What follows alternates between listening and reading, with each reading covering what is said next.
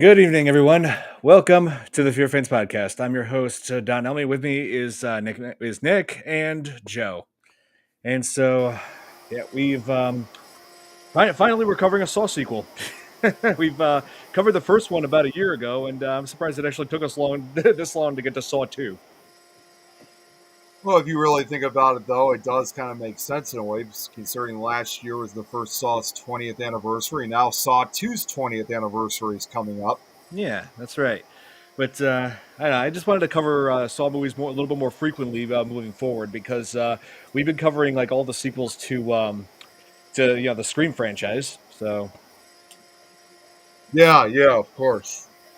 yeah, so I figured why should we stop there? Why not just but anyway, so yeah, Saw 2 released in 2005, and it was uh, written by Lee Wynell this time. Yeah, he didn't direct. Let's see. Instead, let's see. Saw 2 was directed by Darren Lynn Bousman. Yeah, Darren who Lynn had Bousman, directed. Yeah, Darren Lynn Bousman, who not only directed Saw 2, he also directed Saw 3, Saw 4, and also Spiral for the Book of Saw. yeah, he directed a good majority of the franchise, at least during that period. And actually, I think you're going to find this interesting, Don, about Darren Lynn Bousman. Again, may find it hard to believe, but I'm also friends with him too on Facebook as well. Nice. Yeah, he's made other horror films like let's see. Let's see, Mother's Day, and also The Barons. Yeah, he's created quite the amount of other films, and he also did. He only directed one episode, but you remember, for starters, when and again, funny enough, we talked about this, partially last week or the week before, I believe, when we talked about Mick Garris. You know how he had that horror franchise. He had Masters of Horror. Mm-hmm. He made a second. I keep hearing a background noise. Yeah, I'm hearing that too. I don't know. I wasn't sure whose that was coming from. Might be Joe's. It might be. Yeah, I think it is. He just muted his mic. Yeah, it's my fan. My computer, the thing runs a little hot in here. Oh, okay. No fan gets a little loud. It's kind of a small space, so the computer is sitting, close proximity. So what you hear is the fan. Okay. It should be quieter, but when it gets warm. Well, what I was saying though, like when Mick Garris did the Masters of Horror series, he did a second series, which unfortunately didn't have as much success as Masters of Horror, did, because it wasn't as gory or as violent. But Darren Lynn Bousman did direct it was a show called Fear Itself, which aired on NBC, and Darren Lynn Bousman, I believe, actually directed one of those episodes. Oh, okay. I think that name sounds familiar. Yeah, like I said, it wasn't as successful as Masters of Horror, especially to a lot of the horror film fans out there who love like the goriness and violence and stuff like that compared to Masters of Horror. So that's why probably the reason it just didn't have that much popularity, even though it was still directed by famous directors, including Darren Lynn Bousman himself. So, once again, it was those kind of shows that we wish we could have seen more seasons out of and more involvement with these directors, but you can only do so much, of course. But just wanted to throw that out as a separate note. I hear you.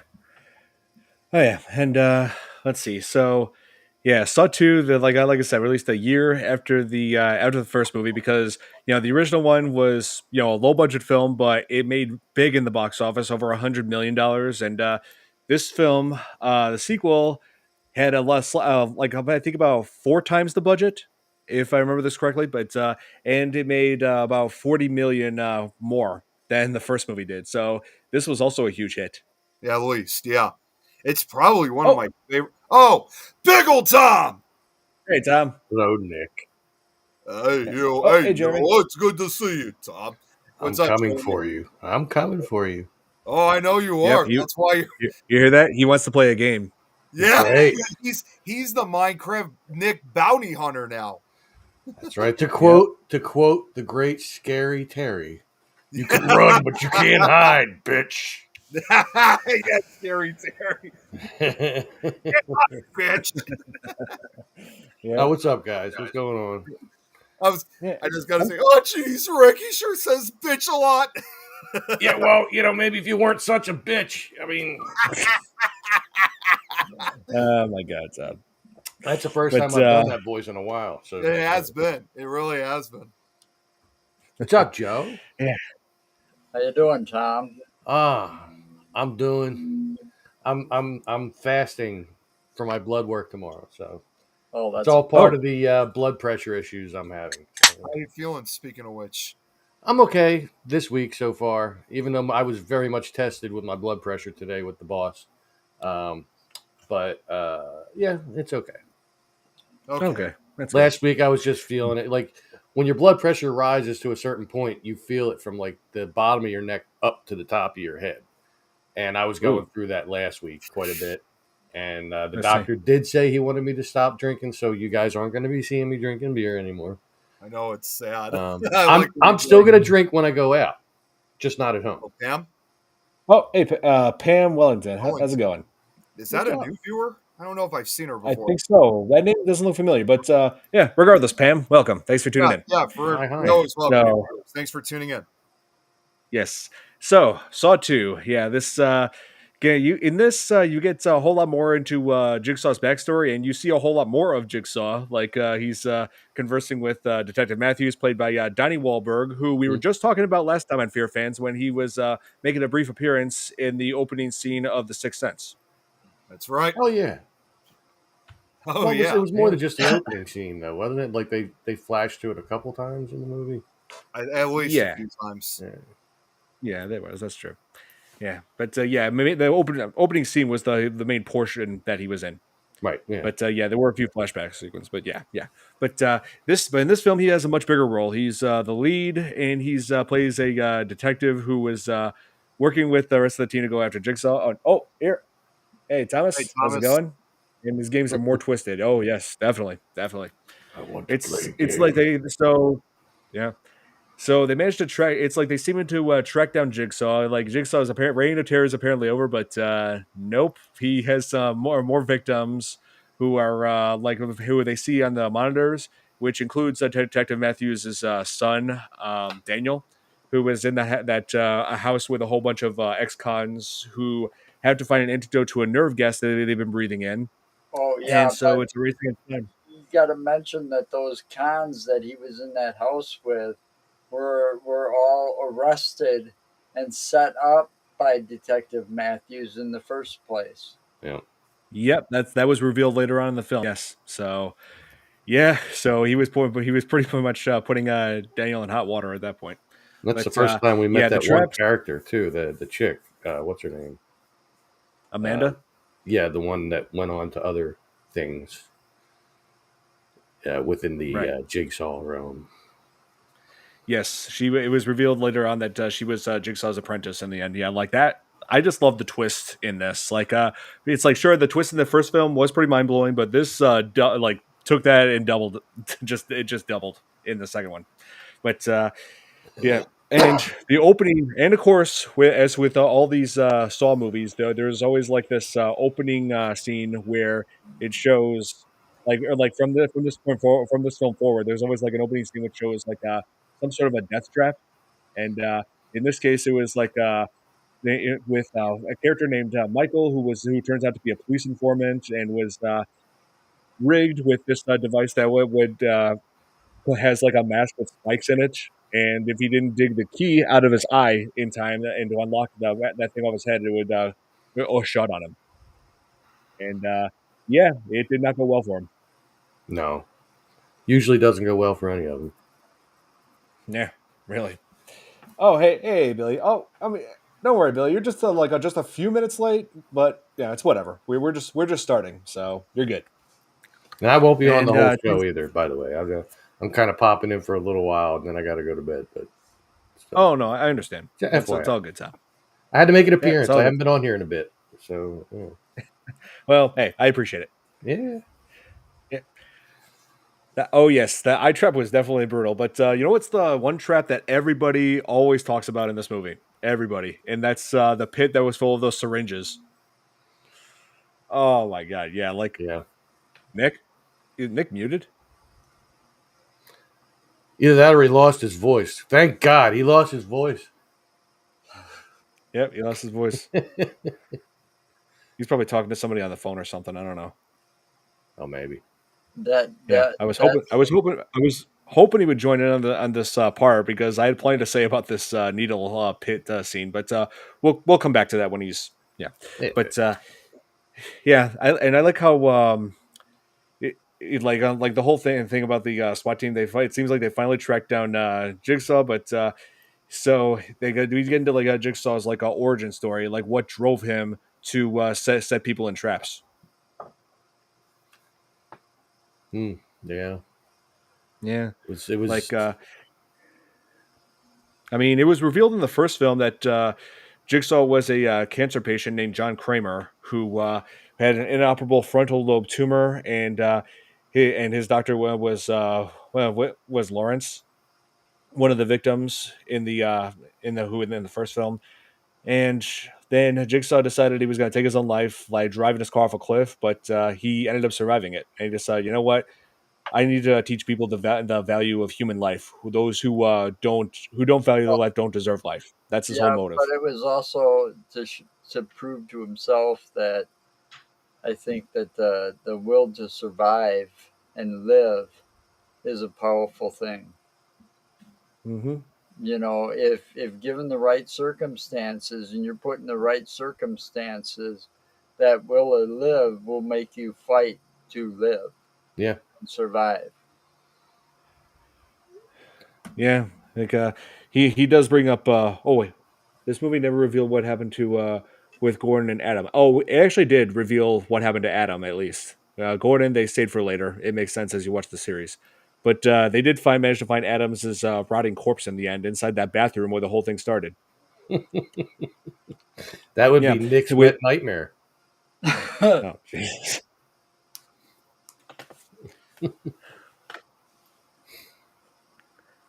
Hey Nick, wrap it up. Especially if they were hissing cockroaches. Oh yeah. Oh, that's probably what he's dealing with. He's dealing with. Yeah.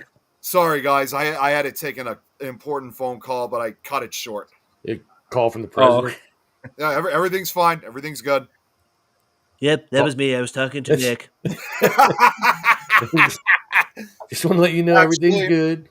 To be completely honest with you, Don, it was actually our Rochelle. I just thought of it I just thought of it at the very last second because I know she loves the Saw movies, and I actually offered if she wanted to come on to the show with us. Oh, as like a guest. Okay. Unfortunately, again, I should have asked her earlier, but again, it's been a really busy day, so she really wanted to, but she's out of the house currently. She was trying to tell me about a few other things, but I told her it's going to have to wait because I'm on the show right now. So, but I'm sure she would understand, though. I'm on the show. These guys are watching me have a muted conversation with you right now. No. The bottom line was I thought I'd offer if she wanted to come on, but unfortunately she can't. Oh, yeah. I got you. Hey, I was just joking when I said wrap it up. Yeah, I meant that. Yeah, I know. I know you were. That's why I was wrapping it up shortly. Anyway, so Billy's right. He didn't return to this movie because he was working on another horror film, Dead Silence, which I thought was just okay. I'm sorry. I thought you were talking about Silent Hill. I thought I got that wrong. No, Dead Silence was all right. I mean, I definitely wish it could have been, a better film as what it is. Although I will have to admit, they still had a good cast in that movie, regardless. Yeah, Donnie Wahlberg was also in that too. So what you're saying, it was definitely 100%, without a doubt, a movie. She's watching right now, actually, guys. Okay. What's up, Rochelle? What's up, Rochelle? Yeah. How's it going? Yeah, so, I wanted to bring this up. Probably the one trap that everybody always talks about from this movie in Saw 2 was the needle pit. Hypodermic, the pit full of the hypos. Hypodermic needles. And Joe came up with an even worse one. Oh, God. If it had the needles and roaches. Oh, wait, what did he rub? Oh God, no! Somebody in. That was Robert, and then you added the hissing roaches. That's right. Yeah. Oh God, no! The hissing roaches that fly. Yep, that's right. But anyway, so yeah, that trap. That trap was in. I mean, that trap was initially meant for Xavier, who was one. Yeah, he's one of the con men trapped in the house with them. He was he was like a drug dealer. So this whole thing was just like some form of like karmic justice. I saw that somewhere too, Thomas. Yeah, but then they actually you accidentally used a real needle in the scene. Oh yeah, I wanted to get to that, Thomas. I wanted to explain to the whole behind the scenes aspect of that. But so Xavier like was supposed to be in that trap, but he said nope, and then shoved Amanda in there, and then Amanda had to dig through all those needles to find the key to the locked door before the timer ran out. Yeah, and yes, Billy, that needle pit was definitely cringe, but I should mention. There actually is. I want to mention the whole backstory as far as the behind the scenes of that. Do you hear how many? So in order, yes, I actually looked this up. Hang on. I just looked it up myself. Yep, and there were over 100,000 syringes that they had to alter to make sure they didn't actually hurt Shawnee Smith, who played him. They had to pluck the tips off of them. It was actually 120,000 needles. Oh yeah, it started off with that. Yeah, it started off with just like tens of thousands, like 20,000, but they decided nope, that wasn't enough. We got to add more. And let's see, 40,000. Nope, we got to add more, and so on until they got to 120,000. And they had to replace the tips of the needles like with let's see, hang on, I'm trying to let me look this up. Hang on. Probably rubber with fiber optic needle tips so that they looked like real needles. Yeah. Yes. The rest and of also the bodies of these needles were probably real ones, but they removed the actual needle. They were real syringes. They're real syringes, but they removed the actual needle piece, so it didn't. But really not all of them. Yeah. And what's chilling is that there's a story that goes around that supposedly that needles that weren't removed were actually placed in the pit itself. So it does give you that realization that had they not realized that sooner and they shot that scene, pretty sure some of those injuries would have actually been real. The actress, talk about it. Yeah. So thankfully, Shawnee Smith was not injured in that, and also when she landed in there after he threw her in, she wasn't landing directly on a hard surface. They put like a styrofoam padding underneath all those needles, so she was able to land without hurting herself. And it's a good thing that she was never injured on set in any way, shape, or form because during the production of this film, she was pregnant. Oh wow! Well, and that's the other thing too that makes me think. Like when they found out that there were some needles that still didn't have the actual needle pieces removed. I mean, again, so glad they halted filming because now that you said that, had they shot that scene with those real needles within the pit, I can guarantee it would definitely be more than just special blood effects. In other words, and especially for someone who's pregnant, it definitely would have been very, very ugly. I saw an interview with her talking about it, and I could swear she said that she did go in when they were in there, but she did. I guess she didn't get hurt, but no, she wasn't hurt. She could have, but they didn't. She could have had they not inspected the pit before they started filming. It would. Terrible. It wouldn't. I mean, it's a needle, so it wouldn't have been that bad, and there was never any medication of any kind in any of them or anything. Yeah, but these are still sharp needles, though. They're still going to hurt you. Yeah. Yeah. Let's see. Yes, Billy, it's true. She was pregnant during filming. About 4 months pregnant, if I remember correctly. But she didn't tell anybody on set until later on. I think she only told the director at one point. But it's possible that a stunt double could have been used. That's likely. Yeah, I'm not entirely sure. But even though the needles were removed during that scene, still just watching that, just seeing those needles, just hanging off of her and stuff, it's just so cringy to watch. And it is. It looks so real. Well, and consider it was like. Well, go ahead. It was like. Yeah, it was definitely one of the most realistic looking things of the whole movie. Seriously, like that. just to think, because for the longest time, I used to have a fear of needles. So, like, going to blood tests or getting shots and stuff. So that always freaked. I would certainly say it's not a scene for anybody who's afraid of needles. That is for sure. Hey, that's every kid, Nick. All sorts of kids out there are afraid of needles. It continued. It wasn't just for not always kids. I mean, it continued into my teens and young adult years, for a while before I finally got the numbing stuff. But it still hurts, though. I still can't watch it go in myself or anybody else. I have to watch. Yeah, I can't. I'm just going to tell you guys it doesn't bother me. I've been poked with needles so many times because of the cancer shit I went through. Yeah. That, I have to watch now, and otherwise it does hurt if I'm not watching. Wow. I'm going to be honest with you guys. When I was in the hospital a few months back, they had to put a needle in my wrist. Well, not my wrist, but where my vein is. They had to try to get blood out of it, and they couldn't get to it. So all I felt was this incredible pain. That's the worst place to get it. They were trying to get to a vein on the right hand, and obviously my immediate reaction right here. That's exactly how I was. But then they had to put it in my other hand where they were able to detect the vein. And oh my god! So why the hand? Why not up here where they normally? It wasn't a blood test. It was to get.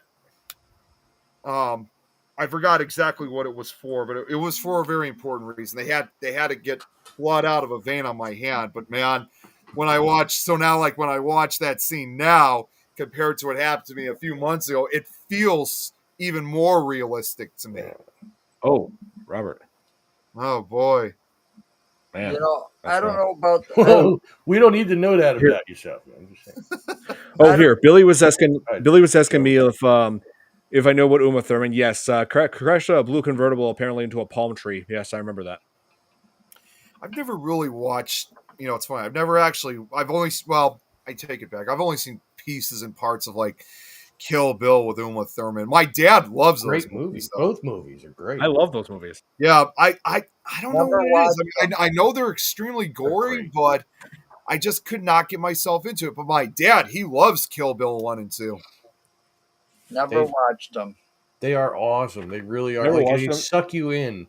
I mean, they're ridiculous with some of the. You're missing out. You got to see them. They're amazing. Some of the fight scenes are ridiculous, but they are fascinating. I've tried. I mean, maybe next time my dad watches them, I'm going to try to. Maybe I could try to get interested. When you said that people talk about that needle pit, I'm trying to figure out why, because it's not the worst one. It's really not I mean, I would think that maybe the guy getting shot right in the eye at point blank range might have something.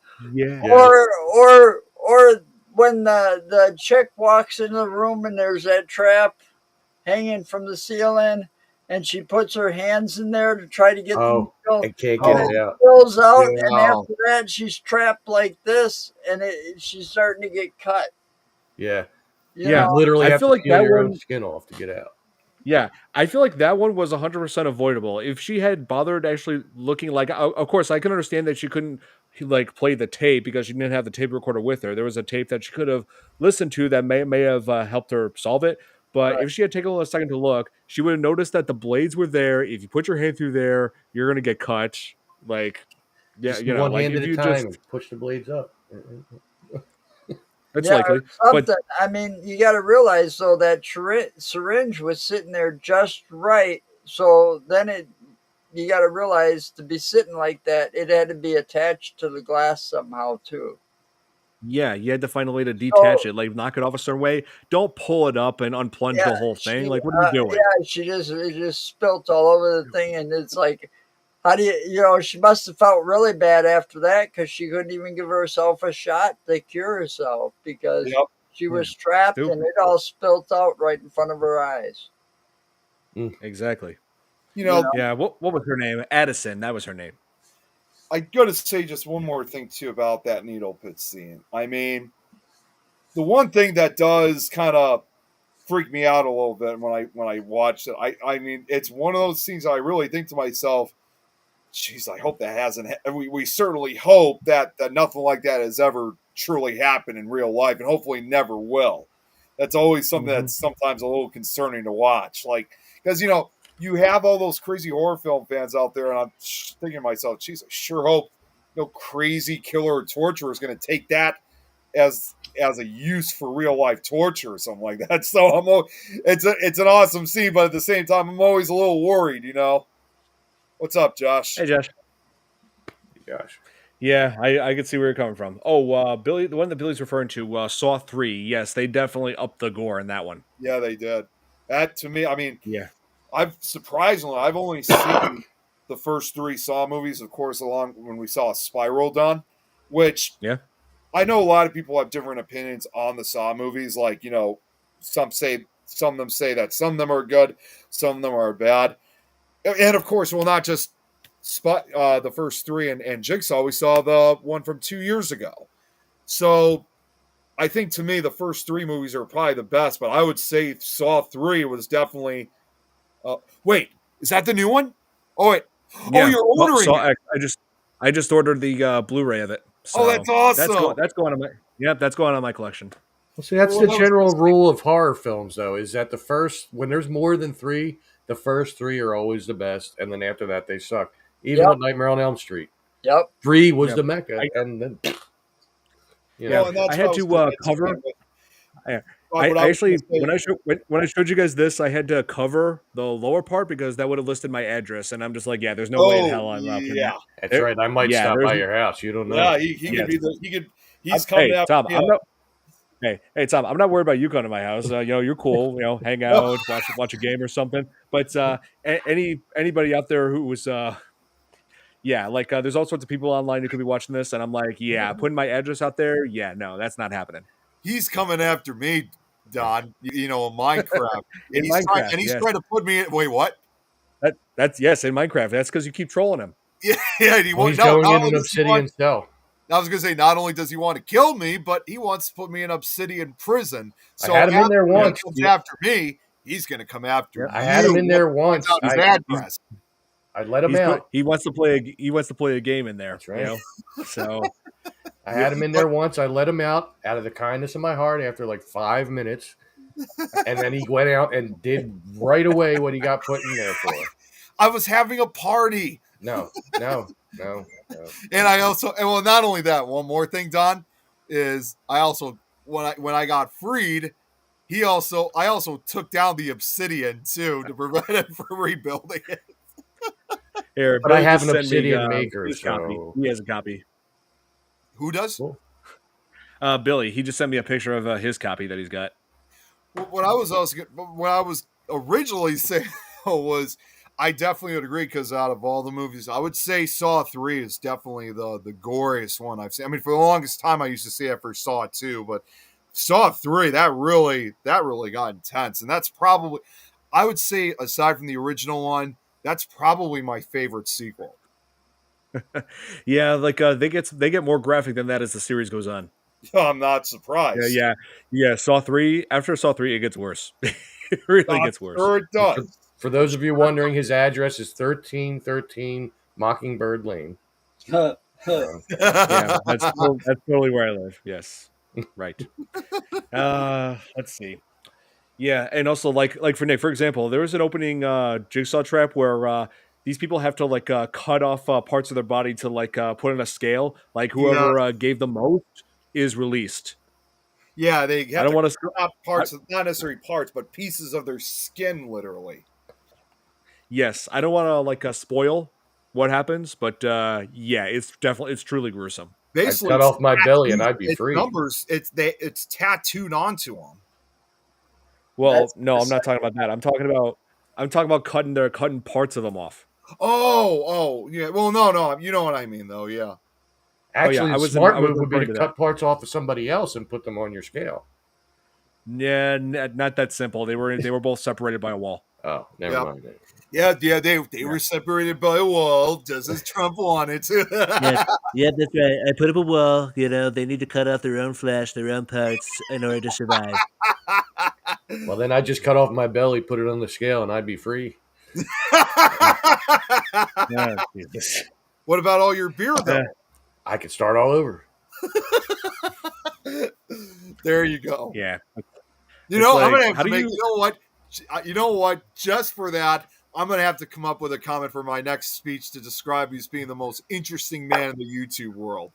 But I'm starting to get there, man. I noticed a couple of grays happening on the side, so I'm, you never know. I might start looking like them too. Yeah, so that's why I'm saying. Just for that, I'm gonna have to come up with an idea for that stomach cutting idea. Yeah. There you go. Hey, there's a theory that Kevin McAllister from Home Alone becomes Jigsaw. Yeah, it's like, but the timeline would not add up though, because there's definitely no way that like the whole franchise started in 1990, right? For Yeah. the Home Alone franchise, the Saw franchise started in 2004, or 2003 if you count that short film that started it. But anyway, so 14 years. Yeah, there's no way he had become that little boy, Kevin McAllister, became an old man in 14 years. Well, maybe it was his dad. You know, and not only that, I got to throw this out because, Don, if you remember, I showed you this after we saw the new Saw movie.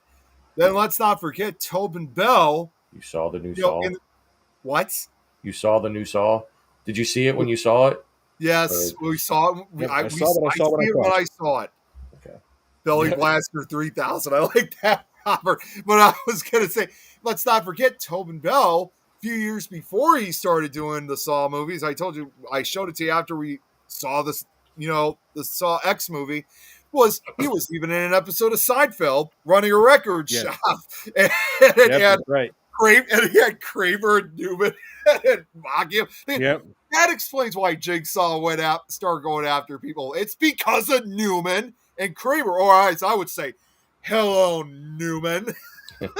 Hello, Newman. I want to play a game. Oh my god. I gotta say, wouldn't that be funny as hell? I mean, even though Saw is supposed to be a serious movie, can you imagine if they brought those two actors, Kramer, like and Newman, in between scenes, you got that Seinfeld cutscene music. That'd be funny as hell. I don't know about you guys. That would be funny because they all started it. Here, Billy wanted to show you guys like what he has in his collection. Wow, look at that! Hey, that's watched for my personal account. Man. Oh, sweet. Yeah, but let's see. Oh, another disturbing death trap in this was when they found when Xavier found a letter. They went to the basement and Xavier found a letter written Obi, and he's like, "What's an Obi?" And I'm like, "Have you ever seen Star Wars?" He's the one. Oh, look what Robert had Obi-Wan. said. Robert and so Minecraft, say it to an Enderman. Enderman, I want to play a game. Yes, definitely. But anyway, so then we find out that that one of the antidotes is inside of a furnace, and Obi is forced to go in there to get the needles and for the antidotes, but accidentally turns on the furnace and realizes way too late that if he turned the wheel that was on the other side of that furnace where the flames were, he could have prevented himself from burning alive, and that's exactly what happened. He burned alive. That was a horrible way to die. That's the worst way to go. Like that, I can't imagine anything worse. Burning alive. Like, I mean, I've accidentally gotten burns from my oven once before, but and imagine feeling that for seconds and minutes, being on fire. Like, oh, I can't. That's horrific. Seriously. Well, you knew it was going to happen though. The minute you took that first needle, and it was attached to a chain above, and he pulls it down, and all of a sudden the flames started. Well, not only that word of advice for you guys, because actually something you were just mentioning about, Don. Someone said this on YouTube one day, but fire. I mean, he once said that you talk to firefighters, who go out and try to save, who try to fight these fires. They will tell you, they will literally tell you that they would rather die of asphyxiation from smoke than burning alive, because at least, yes, the asphyxiation is a kind of a more quicker death, if you will, but burning alive in this case, you're dying a very slow, horrific, and painful death. So a lot of firefighters a lot of firefighters will tell you they'd rather die of asphyxiation than burning alive. You know, I knew some people that were firefighters that got some serious burns on their body in different places because, you know, the fires were so bad that they were involved in. But, you know, they were in intensive care, just basically saying, they told me later, it's like, you would never believe it. I cried like a baby, he said. You know, the whole time I was intensive care because the pain was so terrible. It's like it starts burning you on the inside as well. You know, some of those burns get so bad, they continue to burn even though you're not on fire or anything anymore. There was a story I can recall from years ago, and this was captured on film of, you know, firefighters fighting a fire like of an oil fire out in Texas. And the whole thing exploded. Even though nobody was in the fire or the actual blast, all the heat, just like it's like a balloon, you know, it expands out. So even if you're not in the flames, the heat goes out, and you could still receive third-degree burns. Not to mention the burning oil that's coming out of it. That too. And they interviewed They interviewed one firefighter that was a little bit closer to the blast, and while she escaped the initial blast, she ended up getting third-degree burns, and they said it was the same exact. I saw that too. I'm sorry to hear about that, Joanne. But yeah, it radiates what Robert says, and yeah, they said when they had to take her to the hospital, they had to scrape like part of her arm to put new skin on. They said no pain medication, no numbing. They didn't knock her out. She was just screaming. But in spite of those injuries, she never regretted being she was actually a volunteer. She never regretted being a volunteer firefighter. But, that reminds me of like a news article I recently read that there was a guy who recently became a firefighter. He was inspired to do so after suffering severe burns from a fire when he was little. Yeah, when you get those third-degree burns, you're stuck with those. I mean, that's when all skin cells in your skin are destroyed. So it will not heal at that point. So all this talk about like this scene in particular, I would choose any other way to die than burning alive. That's for sure. Yeah. I know it sounds extreme, but that's just my personal. It's got to be the worst way to die. It's definitely. And it depends on how hot the fire is. Centuries ago, we used to execute people through burning. God! Well, what about the stake during the Salem witch trials? That's right. 1692. I seriously would not even wish that on my worst enemies. No. Wow. It's crazy to think we did that, but unfortunately, that was that era. At least there's a more humane and quicker way than it was 400 years ago. No, there's a few of them out there that probably did deserve to be burned instead of being put to death quickly. Right. Yeah. You know, I mean, with the people they thought were witches, of course they had to burn them because if they hung them, they'd come back to life. But hanging was a thing back then too. Oh well, that was Braxton used for centuries. Hey, Braxton, how's it going? Also, beheading. Yeah, there were all sorts of insane ways they used to execute people. I would basically say, and this is kind of well, if you really, and this kind of reflects upon some of the traps that Jigsaw sets up. I mean, when you really think about it, throughout history, we've crucified, burned at the stake, stoned, hung, gas, electrocuted, beheaded, and of course now recently, lethal injection. And it is my personal opinion that, as much as, some of us oppose the death penalty, others don't, and other states and countries have different opinions, is my personal opinion that such things like that, capital punishment is going to remain one way or another. Yeah, an eye for an eye, man. Yeah. Yeah. Now, plenty of people feel like, why should we spare the death penalty? Why should we show you mercy when you weren't being merciful to the person you killed? A lot of people out there have that mindset. Yeah, a lot of people think that way. Especially when it's women and children. Yeah, that they kill.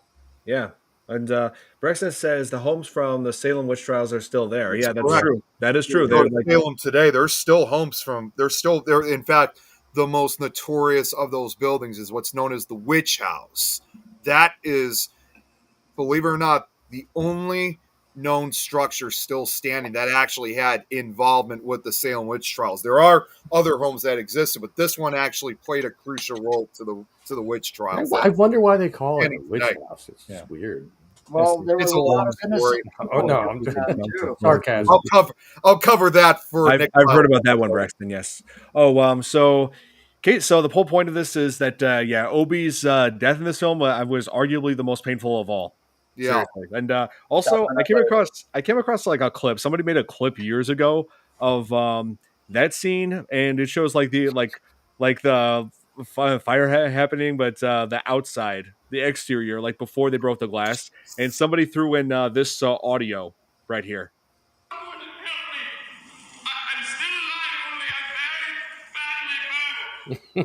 Oh my God. I'm like, really? Austin Powers. Guys, speaking of like witches and stuff like that, this just showed up on my I gotta show this to you because this is creepy as hell. Okay. This photograph of a street lamp with vines growing on it, and look what it looks like when it's all hung up. Let's see. Look at that. Oh God. That's creepy as hell. That is. And then of course you have it in dusk, and I think the people obviously intentionally keep it that way. So as you saw the darker picture, which is during the evening hours, it's supposed to give those glowing eyes in a way. That is probably nature's best Halloween decoration right there. Probably, yeah. Oh, yeah, that's right, Robert. Yes, Thomas. Yeah, we were gonna discuss this a little later in the end. The whole twist of it, but yeah, I always tell people the twist in the first film was good. The twist in the second film was even better.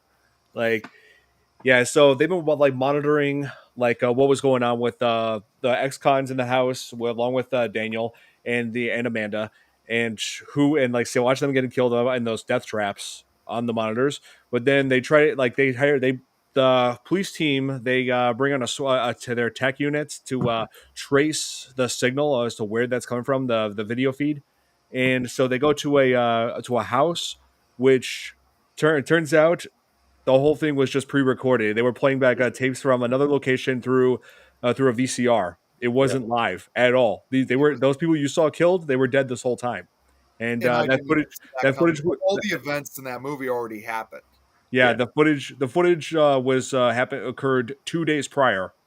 And remember when Jigsaw said that if you just stay and talk to me for 2 hours, you will find your son in a safe and secure state.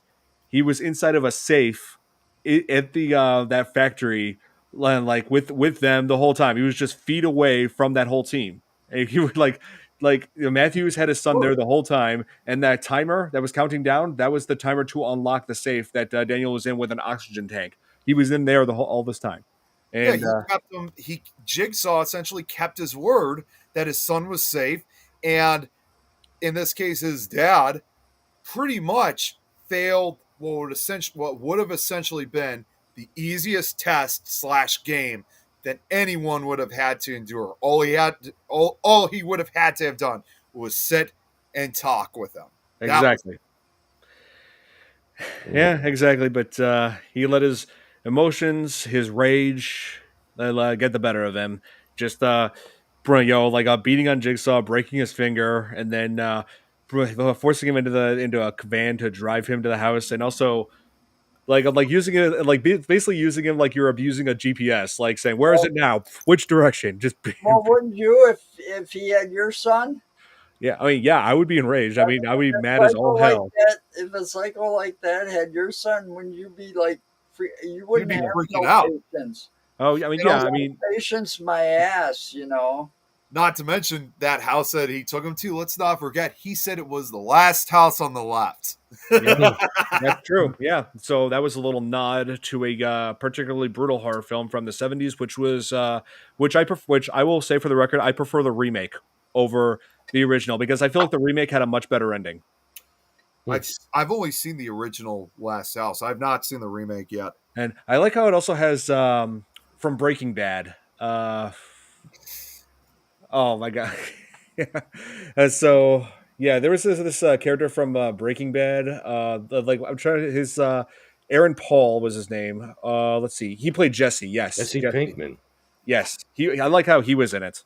And he met his fate from having his hand inside of a garbage disposal, and then had his head hit with a claw of a hammer. He's That. Jesse Pinkman, bitch. Yep, that's right.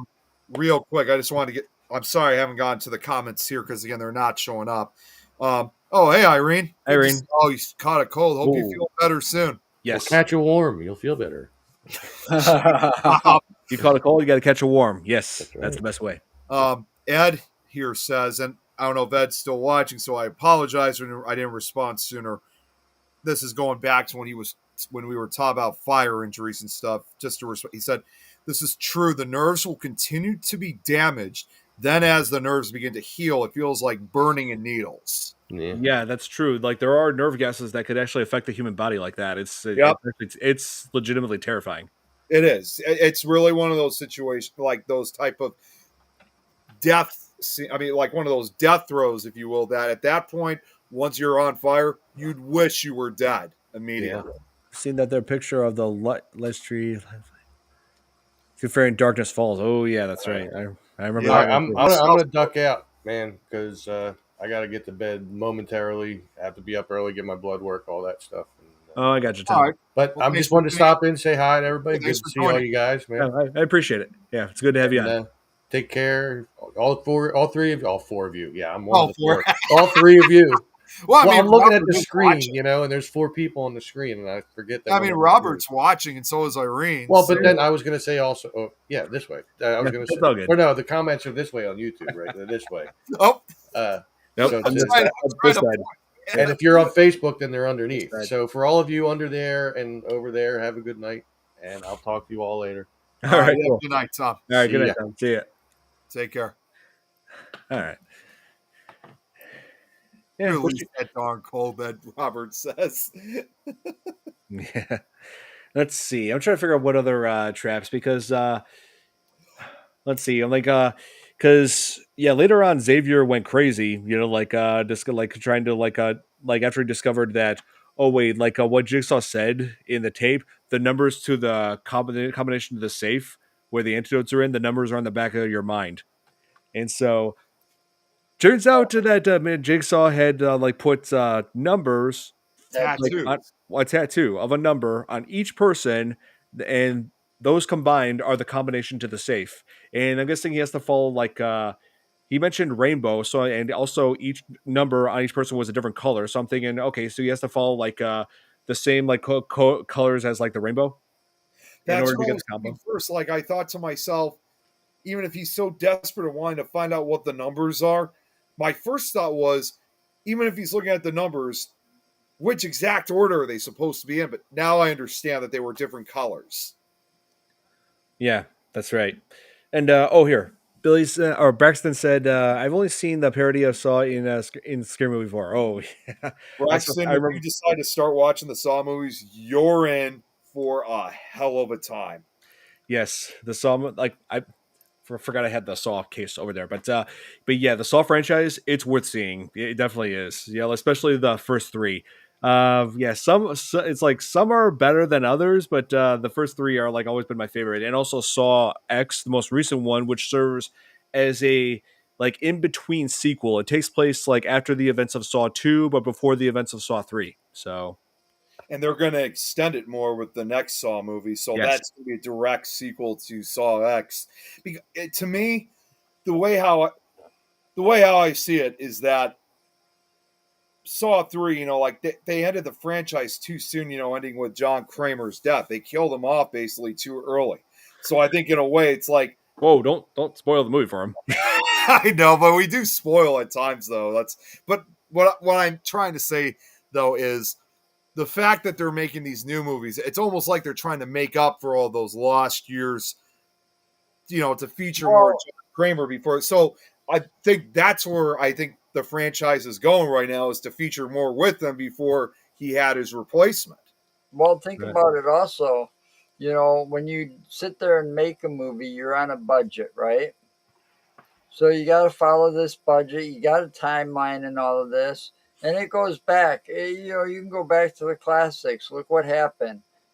technology caught up with them, and it's like, okay, I want to do this movie this way, but they were restricted because of the budget, the technology, and everything. And then they come out with, what is it? Just before they did the prequels, and I'm talking the Star Wars movies, Right. they remade the original first three and put in all this stuff that they couldn't put in before because the technology wasn't there. Yeah, that's true. So you had all this added stuff again to the original Star Wars movies, and it's like once oh wait, they go back and maybe they watch their own movies. I don't know if they do or not, but they go back and say, "Damn, I should have done this instead," or Yeah. "Damn, it should have done," And when they get a chance to do it, they're gonna do it.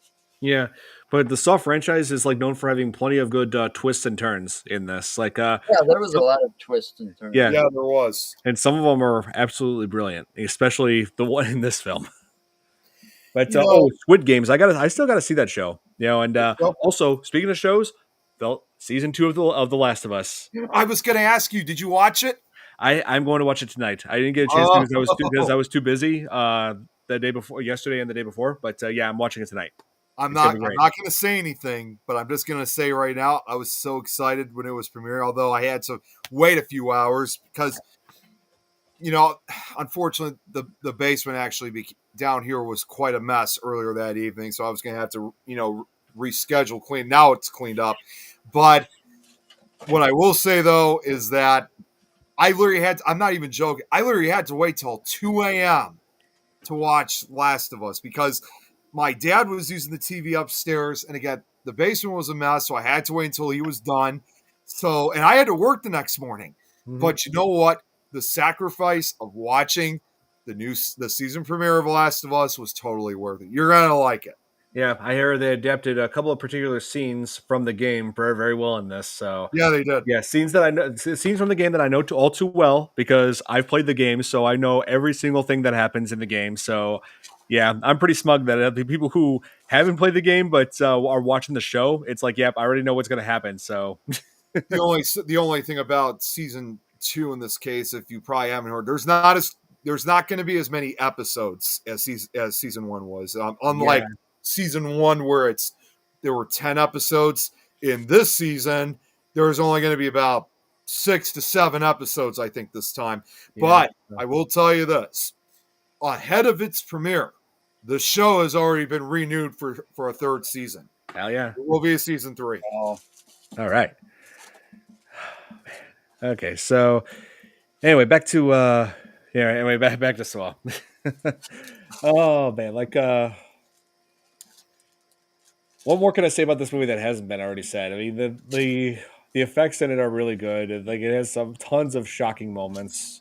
There's one scene I want to bring up. Well, yes, tell me. Well, let Joe go first, and then I'll explain. Well, I was just going to say something. Out of all the moments, they always got to put some characters that just don't have a brain. Because why would you look into a peephole as you're trying to unlock the door? Yeah, I can't remember one time I've ever done that in my condo. Let's see. I should look inside the peephole as I'm unlocking my front door. Right. And I mean, you should think, this guy's a psycho. Wouldn't you play it safe, trying to unlock the door, like kind of, back away and kind of like, do this number? Yeah, like use like maybe one of those needles to kind of go in just to make sure. Yeah, I mean, they were warned, though, that key came with a note that says, do not attempt to use this key to open this door. Yeah, well, they got warned, all right. Yeah. And that's the thing. Well, but that was still stupid. Yeah. Well, and even the guy that you were just, Xavier, was when he finally had the key and they had the timer that was about to go and like they had only just a few seconds. It's like he didn't even know how to use the keys. If it was given to somebody else, there would have been a good likely chance they would have escaped. Yeah. He's like going like this, basically. Yeah, but they don't want they don't want them to escape too fast because then the movie'd be over. See? Yeah, but exactly. still, you didn't know how to use the key. Yeah, like when Amanda was in that. Yeah, I forgot to mention this earlier. When the pit of needles trap. When Amanda finally got the key, only 10 seconds, which would have been just barely enough time to unlock that door. Xavier had to drop the key twice. Yeah, I know. That's Twice. That's what I mean. Right, I know. It was stupid. It was his own fault.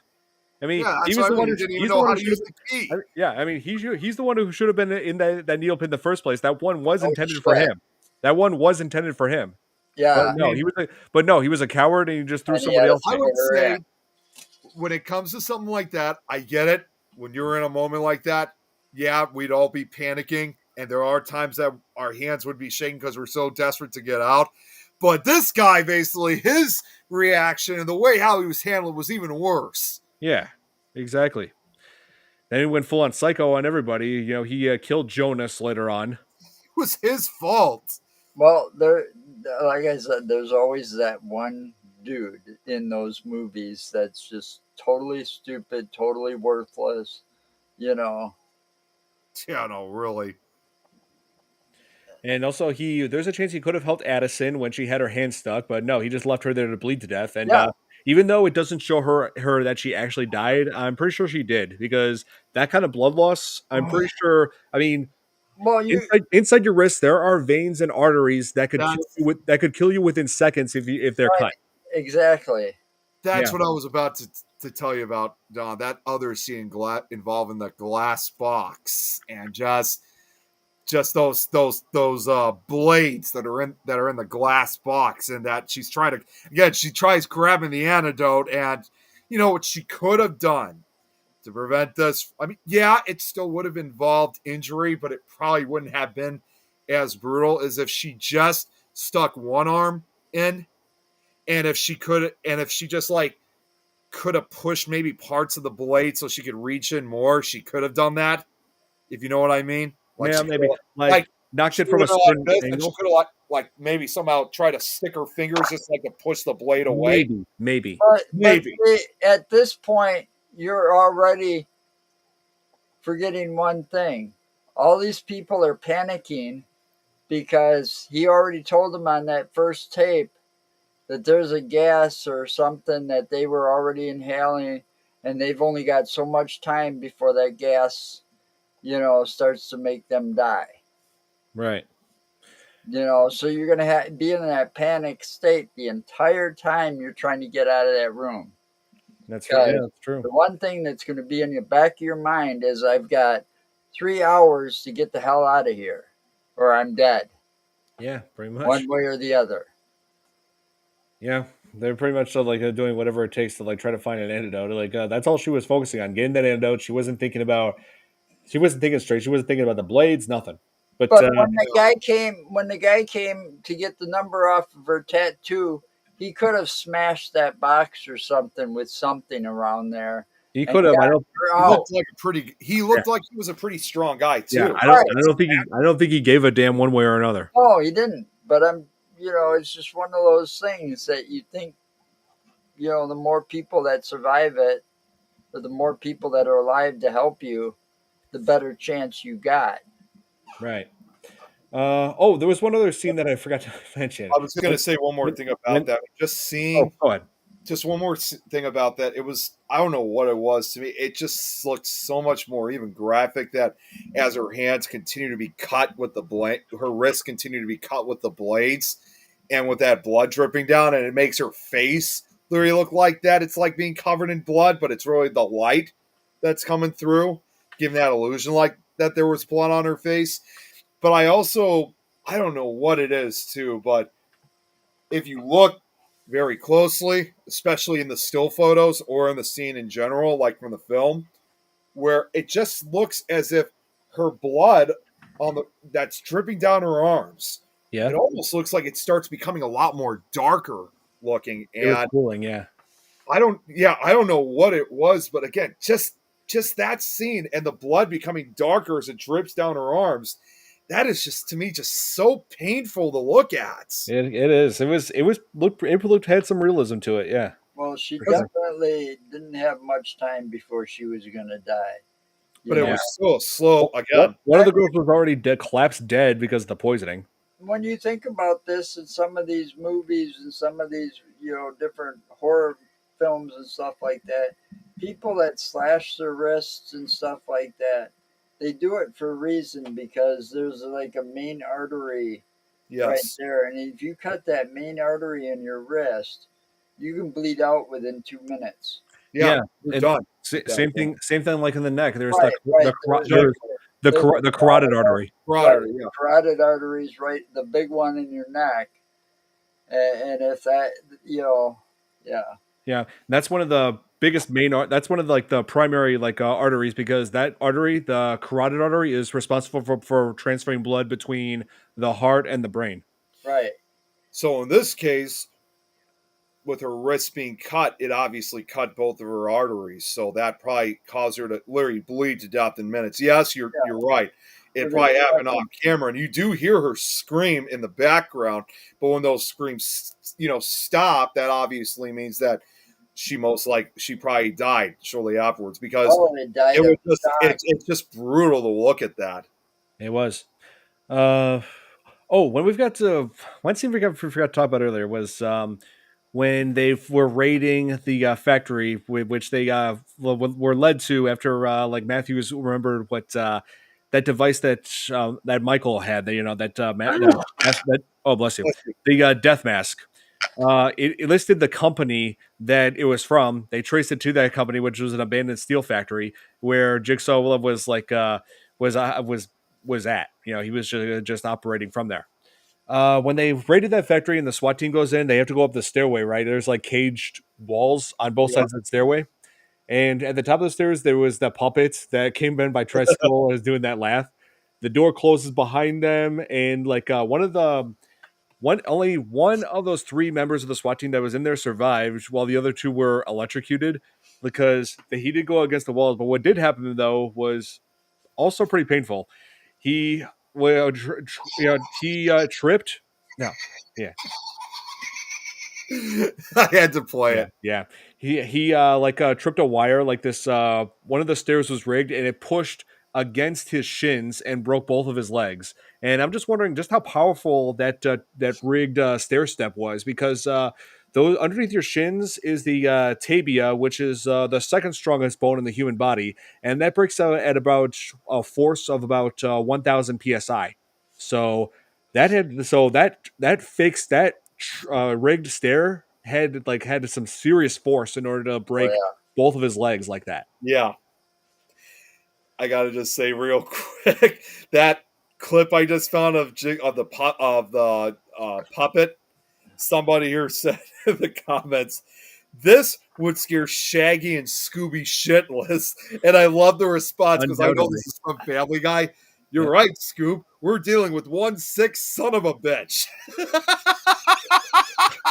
Indeed, he is. Yeah, he's not wrong. What Fred says. I don't think Shaggy and Scooby were much ever scared as much as they were just paranoid. Yeah, they're paranoid for the majority of the time, like half the time, and the other half they're just scared as hell. Yeah, so that the other half, they might have been more hungry with the munchies than anything else. Yes. Yeah. So let's see. That laugh that would just cause paranoia for. Let's see. So they were 50% scared, and I want to say maybe 25%. 50% paranoid, and maybe 25% scared, and the other 25% hungry. Yeah, I guess that's one way to separate all that. Yeah, it does make sense. Okay. Yeah. So I figured out the formula with those characters now. I figured it out. There you go. You'll have to write a report on that. Yeah, that's right. 50% paranoia, 50% scared, or 25% scared, and 25% have the munchies. That's how it is with those characters. That's the code. I mean, a guy eating dog snacks. I mean, he had to have been stoned. Yeah, definitely. It's just like I said before. It's just insane how we snack. Yeah. Yeah, it's just insane how we miss those like those hints as kids, but as an adult, you look back on that and it's like, oh yeah, that guy was definitely stoned. Well, I can't believe I'm about to say this. You wouldn't believe how much we missed as kids growing up. I know. Well, that was the same for us, and especially in the cartoons. Oh yeah, I bet there were a couple of adult jokes that were in Shrek that most kids have missed, but yeah, that's another story. I'm not gonna lie, and I know this is gonna sound crazy, but I'm just gonna make just a quick word of note on this. Dawn, my niece, she actually at times has she's actually tried to get into like the cat and dog food. It's like trying eating it. And obviously we know it's not good for I'm even like saying I don't even think I'm sorry. It's not meant for humans. So no. Yeah, it's like I don't think she's supposed to be eating that stuff. Hey, Braxton, yeah. Just that context, Braxton. Yeah, like we were bringing up how Jigsaw's the puppets laugh. They were mentioning how that would scare the hell out of Scooby and Shaggy. And we were talking about, that's how Scooby and Shaggy are. They're like 50% of the time they're paranoid, 25% they're scared, and 25% they got the munchies. Yeah. In case Braxton didn't hear it. Yeah. Yeah, I'm guessing Braxton had to go do something and now he's back. So. Yeah, that's why I wanted to play it for him. I got you. Yeah, and so turns out this whole Amanda's whole involvement in this is she's involved with Jigsaw's whole plan in this. She turns out to be Jigsaw's apprentice because she decided the Jigsaw decided he needed an apprentice for after he dies from his cancer, and this also served as an opportunity for Amanda to take revenge on Detective Matthews for planting fake evidence that got her put away, and then spending that time in jail, she got addicted to drugs, and that's what led her in her downward spiral. And that is until Jigsaw crossed paths with her. So yeah, because she beat the drugs before she even got charged, and planted evidence to get her busted, and she was clean at that point. Yeah. That's what. She got herself clean, and he got me busted by planting evidence, and but I didn't even see that coming. The whole apprentice thing, I saw some of it and I was wrong on a lot of it, but I had no idea of that twist. That was a pretty good twist. It was. It was. I saw that caught me completely. I was wondering how they were going to carry that on. You see Jigsaw's face and all of this, and he says he's dying, he got cancer. It's like, how the hell did they make more beyond this then? Yeah, it goes in all sorts of different directions, Joe. You keep watching the series, it'll continue to surprise you.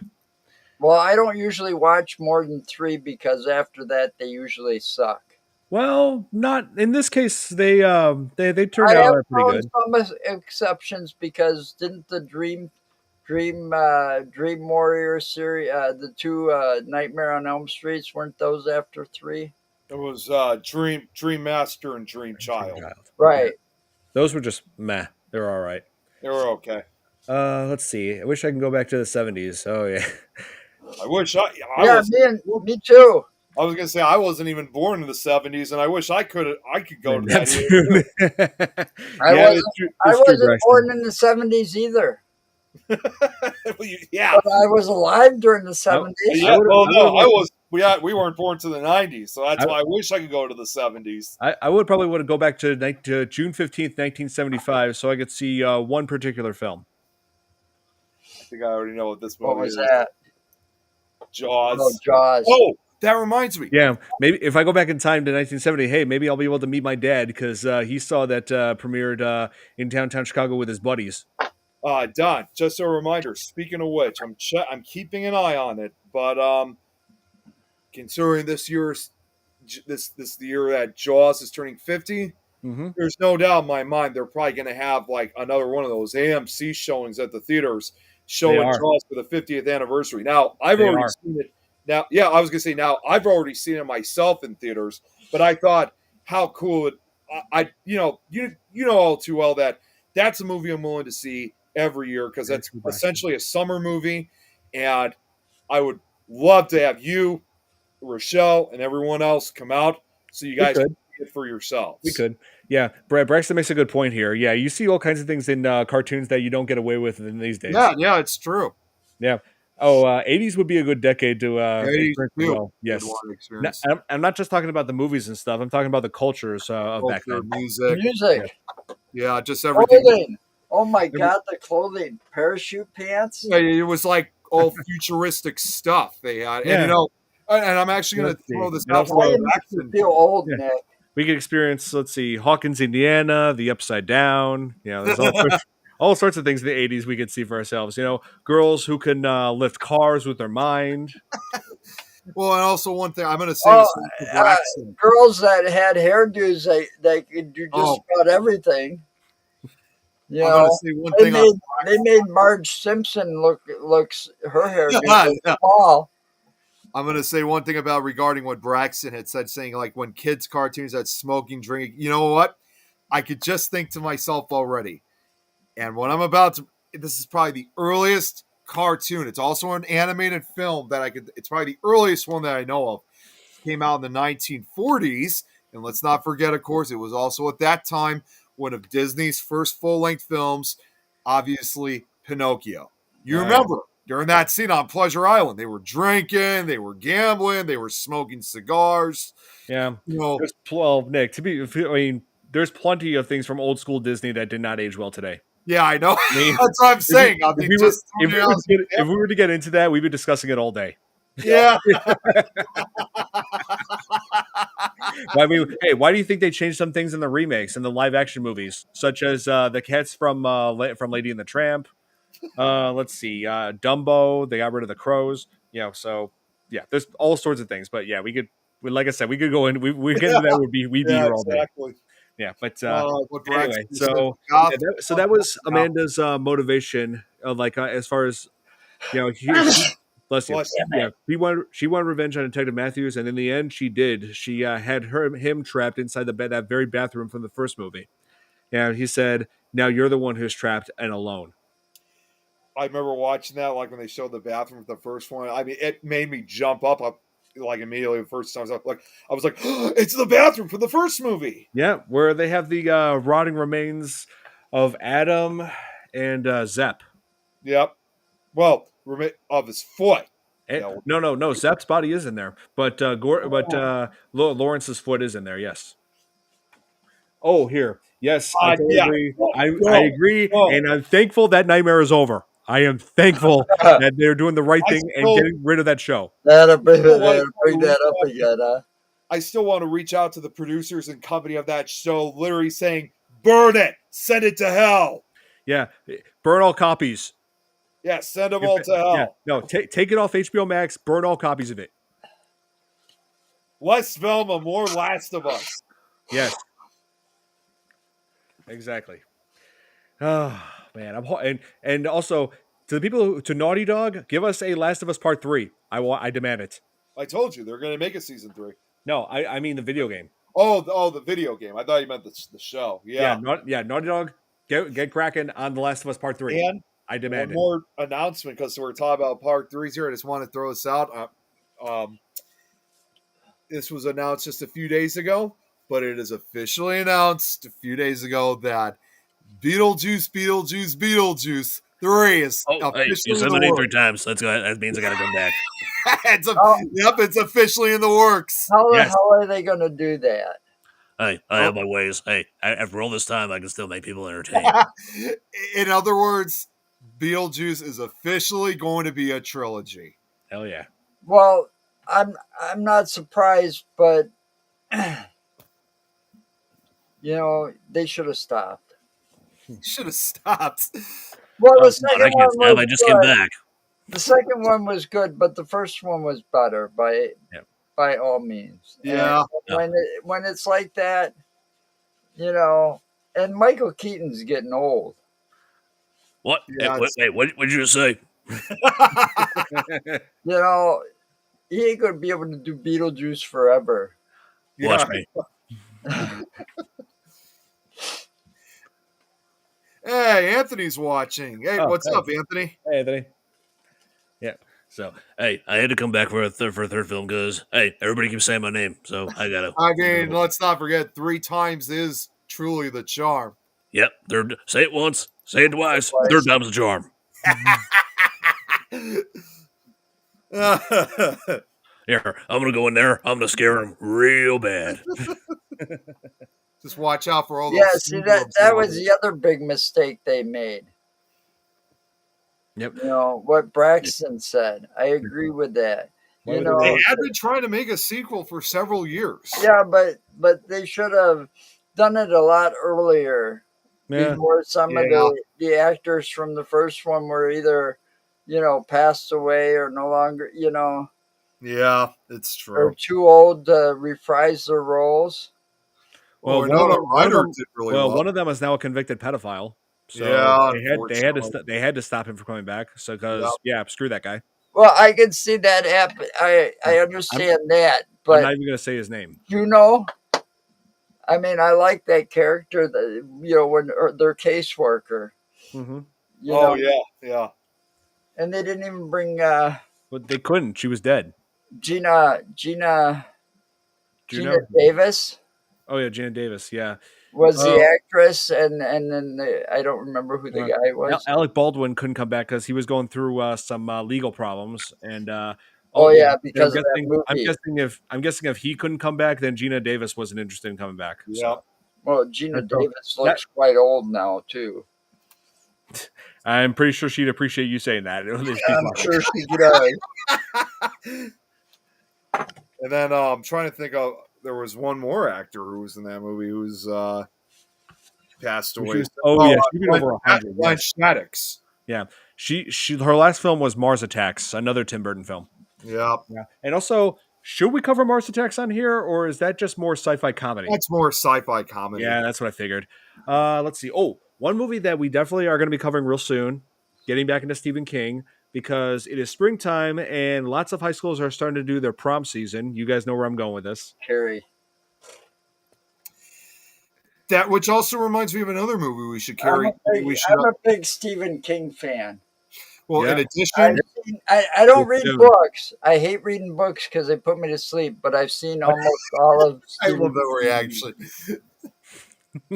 Well, and in addition to Carrie, there's another movie we should cover too because it also deals with proms too. Don, Prom Night. Ooh.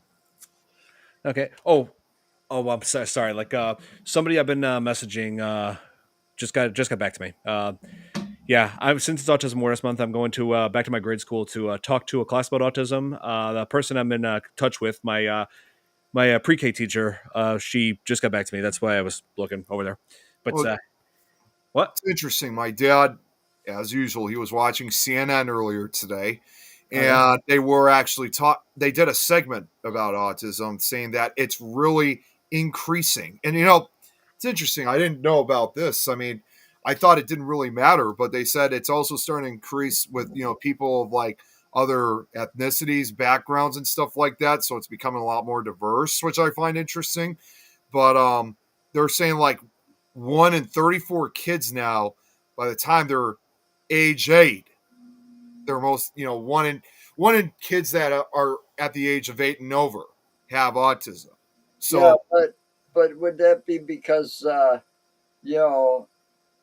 they used to, a lot of people got misdiagnosed? They talk about medications that they should have never been put on. Yeah, they did talk a little bit about it. They obviously they can't talk about everything, because that would take a while. But they did talk about misdiagnoses. And with what they learned over the years, in technology advancing and what they've learned, they're probably just now diagnosing some of the people and realizing how much of an issue, people really have. That's correct. Yeah. So that's exactly what they were talking about. And not only is this a case of the misdiagnosis from years ago, but something really tells us that we're definitely going to, like, as a new generation is born, we're definitely going to see, we're definitely going to see a more increase when it comes to people with autism and Asperger's. And they also want to make it clear because unfortunately there are this is a really important message. I know we're off topic, but it's just a quick message since it is Autism Awareness Month. And Don, as you and I who have autism ourselves, somebody who's actually running an event, in an autism awareness event, he says, because unfortunately, even if it is true that more people, including kids, are being diagnosed with it, unfortunately, some people are seeing it as an epidemic because there's so many more people being diagnosed with it.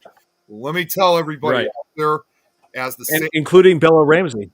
Yeah, we were just talking about The Last of Us, and Bella Ramsey has just confirmed that her diagnosis. Yeah, so therefore, just because we're seeing an increasing diagnosis with autism and also Asperger's, though the number is rising, as this guy had said earlier today on CNN, yes, there may be a higher increase, but it is not an epidemic or has any type of levels like the same it was with COVID a few years ago. It's just a natural diagnosis that's just becoming more common with a lot more people nowadays. And I'm not the first to say this, but there's actually been a lot of people on these different podcasts who have said, due to the fact that we're starting to see an increase of it, how do we not know? What if it's possible that autism and Asperger's could be in some way, shape, or form the next step to human evolution? And maybe it is. Could be. It could be. Because and let's see. And yep, it's confirmed. It's it's confirmed. I'm going back to my grade school on the 23rd, Wednesday, to talk to some kids and blow their minds about autism. So look at that, what Braxton just said. Chris Rock found out a few years ago he is autistic too, or so. I had no idea. So I mean, think about it. 50 or 60 to 100 years ago, it used to be like 1 in 50 or like anywhere between 50 to 70 people, or even higher than that, would be diagnosed with it. And now, like I said before, now it's like that's dropped dramatically. Now it's 1 in 34 people that would be diagnosed. And now we're everywhere. Even back in the 70s, it was frowned upon, and it really didn't matter of your social status, like where you fell, if you were low income, high, what end of the scale you were on. But it was frowned upon to go see a psychologist or psychiatrist. Yeah, it generally was. But they would rather lock you up and lock you away somewhere than have you see a doctor and find out what's really wrong. I know, it's really sad. That's why I always try to, when I go, I know it sounds again off topic. That's why when I go to, like, those haunted mental institutions, like, Penhurst, for example, if I ever get the chance. Insane asylums. Yeah, the insane asylum. It's just disgusting. That did house people like me. I mean, like us. I don't blame them for being angry, even still to this day, as spirits. But I'm hoping to bring, whenever given the chance, I could try to go to one of those locations and try to bring them some closure, to let them know that people like us today, we're no longer being kept in those type of places. Yes, and and I'm just thankful that my grandpa Don was able to avoid that, because I have suspicions that he was on the spectrum as well. So, and let's see, he was born in the 1920s. So that was during that era. So that's why when it comes to those type of locations, obviously you go to those places today, in addition to being abandoned, yes, they're haunted, but the spirits of these people are extremely angry for the way how they were mistreated in life. So I'm hoping, as a person just like them, going into one of those locations, they can understand, yes, they probably don't want to hear it from people who are alive, but if they hear it from someone who's just like them, and knowing that we're no longer being treated, yes, it's not going to bring back for what they lost in life. But I'm hoping to bring some kind of closure to them, to let them know that we're not being kept this way anymore. We're finally the world has evolved. We've evolved, and we're finally given the same rights as people without disabilities. Yeah, and I'm acting be able to move on and finally rest in peace. Yeah, most importantly, that would rest them. And I'm acting as one of those individuals who improves the way people think about autism, and that's one of the biggest reasons I have a YouTube channel. I have a nice show. Yeah. my channel shows the high functioning side of autism. Like I'm basically showing people that I'm capable of thinking clearly. I'm capable of absorbing all this information about film. Something I've been passionate about from an early age.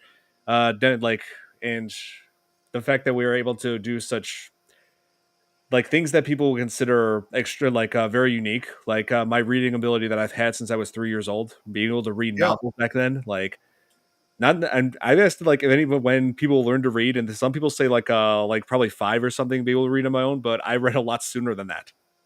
And that's the same thing with me. I mean, in addition, like what you said, I have my own show, as Braxton knows, and the rest of you guys know with Nick Files. That I mean, yes, I co-host several shows, but I have my own independent show in which I do a lot of research, which is a lot of hard work to do. Mm-hmm. Then, of course, obviously, I made my film. You and I worked on a few films in the past, Don, and also I'm trying to get into like music now. And of course, I have my own Facebook page, with scary stories presented in the dark.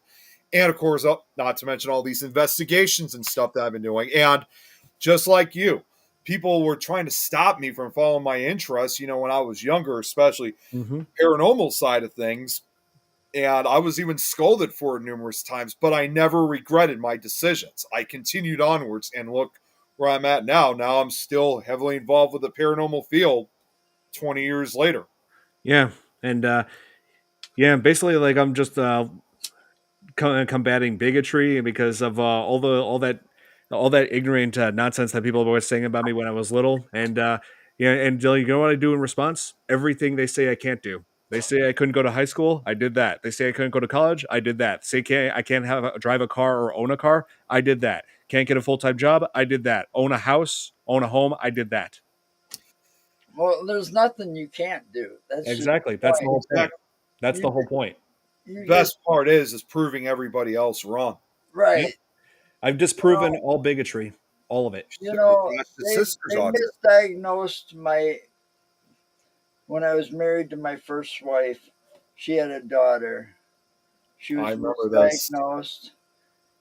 But if you see that girl today, now that she's been diagnosed, got on the proper medication, like you, Don, she graduated with high honors from high school, went on to college, got her driver's license, and all this stuff was things people were saying she couldn't do. Yep.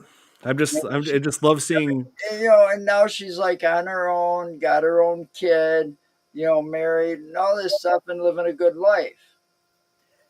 No, we should. But it's because she got the proper treatment finally, because somebody saw that she was autistic, not ADHD. Right. You know what we should do at some point? Because I mean, I know we went off track, but I just had an idea because we're just having. No. I was going to say this just gave me an idea. And we've done this a few times on this network. Is that you guys, along with some of the others, if they're available, we should do a separate show because again, being Autism Awareness Month, we should do a show.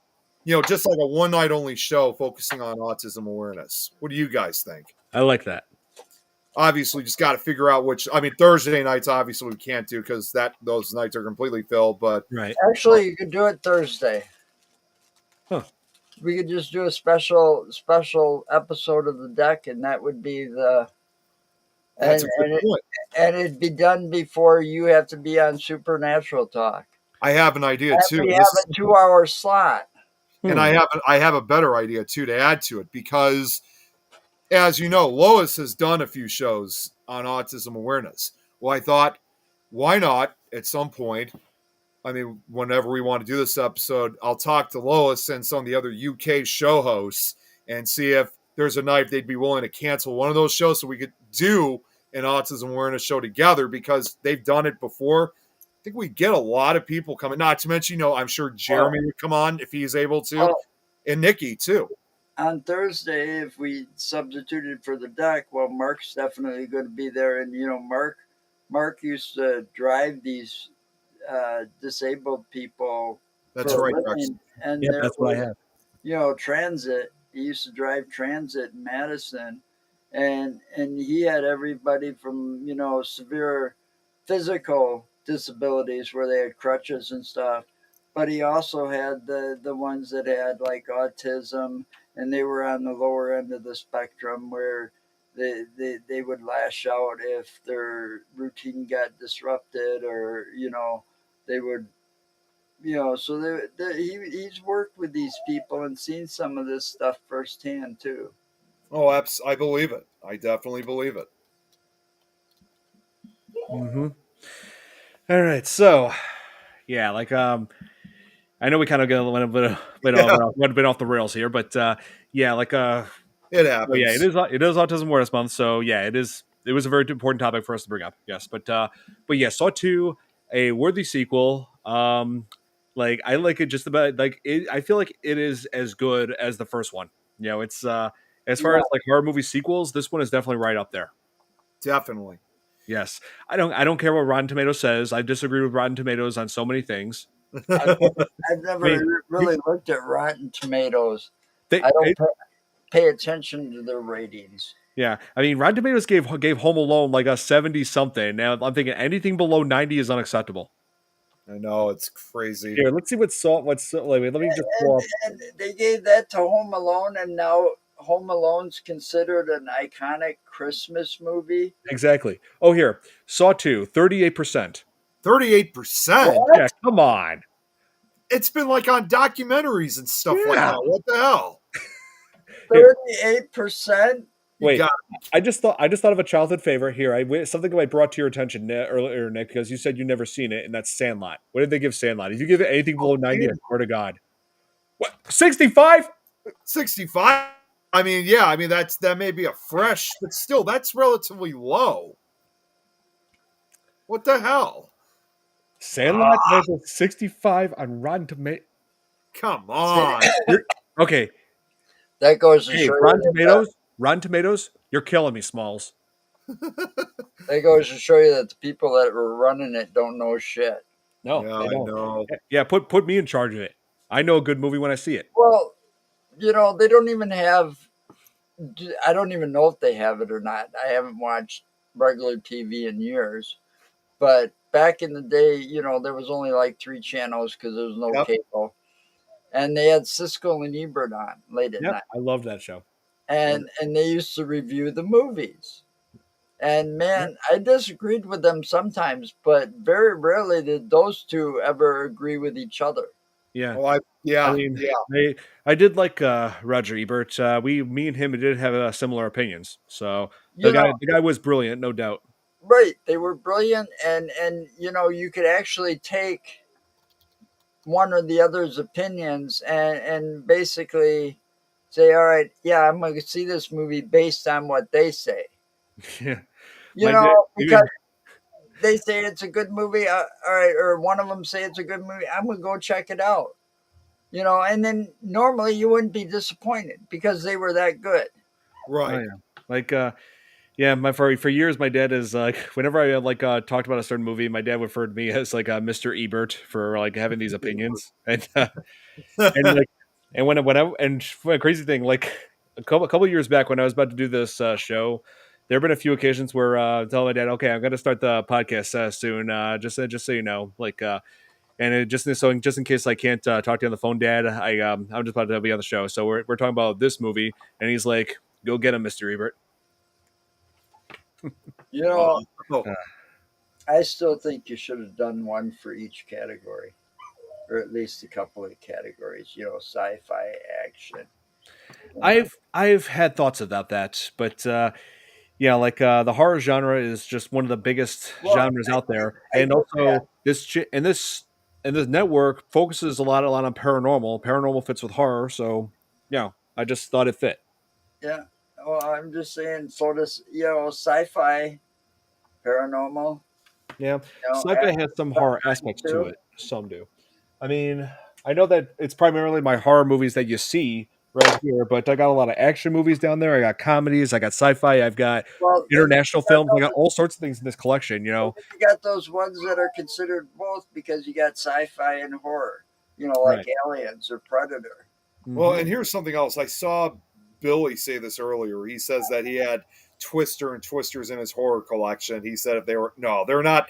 There may be intense moments, but Twister and its somewhat sequel. They're not horror movies. Yeah, they're disaster films. Nature I films. actually So have kind them. of sit on the edge of your seat. Yeah, it's in fact Braxton. Suspense collection type I have. action. Yeah, all about the weather. But there's some good ones about tornadoes out there. Besides, Well, I'm just going to throw this out. If you Second. can give me a quick chance, Don, to zoom in on the screen so people can get Okay. a better look. Oh, here. Yeah, hang on. Go ahead. So right below, right here, from the start on this shelf all the way down, are nothing but weather documentaries. Most of these most of these documentaries and stuff came out mostly in the late 1980s, 90s, and early 2000s, and they are original. Some of these are literally documentaries that you can. They're like vintage, almost antiques, and they're kind of hard to find. I mean, yes, some of them have been uploaded to YouTube where you can watch some of them. I so would give VHS up there then, huh? what's that? Well, some of that must be VHS then. It is. That old. And I would pull it out, but this is not all what you see. There's more stuff behind these videos that you see in front. And among one of those, and yes, it's a VHS copy, but among one of those, I still have a VHS copy of Twister. There you go. You also have a VHS copy of Volcano with the one with Tommy Lee Jones. Yeah, that one I could pull out, which is right here on the bottom, and alongside with it, because I also keep them around the years that they were released. So both these were released in 1997. Mm-hmm. Here we go. VHS, and it's still in its plastic. I haven't even unpacked this. Ooh, there you go. That might be worth something if it's unwrapped. If it's not, it's not unboxed. Yeah. And in addition to that, too, this next film came out around the same time, which stars Pierce Brosnan and Linda Hamilton. Yeah, that's a great movie. There you go. Dante's Peak. Excuse me. I got that on DVD. There you go. I got this on VHS. And, yeah, Dante's Peak is supposedly more scientifically accurate. Well, so I have a full, just like you, Don, but in the disaster type genre. This is basically my entire weather collection, and I have documentaries again from that era, again from the late 90s. But I even have older films, in fact, like documentary films that go as far back as the 50s up to recently. I got documentaries up to 2018, 2019. Well, I had to make room, so I threw away. Well, I didn't throw away. I gave them all the St. Vincent de Paul, all my VHS tapes, including all the Faces of Death that weren't open. Yeah, I mean it's. I mean, I had to make room because I'm turning everything into a crafting area. So all my DVDs are in like 4 or 5 tubs in this closet. Oh. I would basically see big tubs, and them motherfuckers are heavy. Hey, I know the feeling. I had to do the exact same thing when I moved into this condo. Have all these in tubs. I did the exact same thing. I can't even imagine what it's going to be like for that day. Sorry, go ahead. I'm taking the shelf they were on, and I took the TV out of this room that was in this room, and took it out of here. And I'm turning this whole area along this wall over here. You can't see it, but it's got my laser engraver, my sublimation printers, and then the shelf has got all the supplies for all of that. See, and that's basically it's interesting. I can't even imagine what it's going to be like for me when I eventually have to, basically have to really box these up to keep them in good shape. Because these tapes, I mean, you have to remember, some of these tapes are have been around for 25, 30 years, if not even more. And yet I've still managed to keep them in really good shape and keep them in a good room. So that's why that's why the film is not deteriorated or anything, because I kept it in a good spot. Yeah, I took some out of, I had one in storage for like, an outside storage area. I had one for like a few years, and there was some tapes in there, videotapes. I used to own a video store. So I had a lot. I had hundreds and hundreds of movies on tape. When I closed down, and a lot of those tapes, I went and opened up. You can press the button and open up the flap, and the tape was completely gone and rotted out. Oh, yeah, that's what happens with these A tapes. lot of them ended up getting thrown away. So I do like the DVDs better and stuff because those things will last forever. Oh, yeah, that's what they're designed for. You Yeah, know, so, yep. So that's going to be it for this edition of the FearFans Podcast. So if you're getting into the Saw franchise, as far as the sequels go, Saw 2 is definitely one of the better sequels of the franchise. So, yeah, definitely give it a watch. I'm just going to say this because this is basically a good way to kind of end this. If you have seen the first Saw movie, but haven't seen Saw 2, oh yes, there will be blood. and I'm not one to like sequels, but this was a good one. Oh, yeah, it was. Many people argue that it gets better as it goes, but the third one it was good. The rest of them were just okay. Yeah. Yeah. I mean, I'm not saying they were terrible. I'm just saying they're all right. Yeah. But yeah, so that's gonna wrap it up for this edition of the FearFans Podcast. Hope you all enjoyed. I had so much fun covering this movie, and I will let you guys know as soon as I can what movie we're going to be covering next week. I'm still trying to decide between Carrie and something else in this collection. Yeah, I was thinking Paranormal Activity 2, Child's Play 2. There's let's see. Focusing on all the sequels.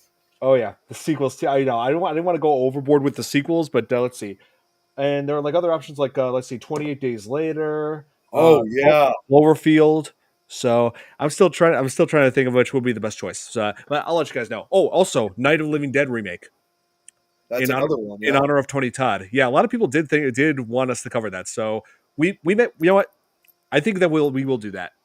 Lots of people have been wanting us to cover the remake for a while, especially now after the untimely death of Tony Todd. So I think we'll do that for him. Yeah, we'll cover. And also to let everybody know, because again, well, I know Josh has been watching it. Braxton, of course, has. Tomorrow afternoon, I'm also going to be bringing back Nick Files.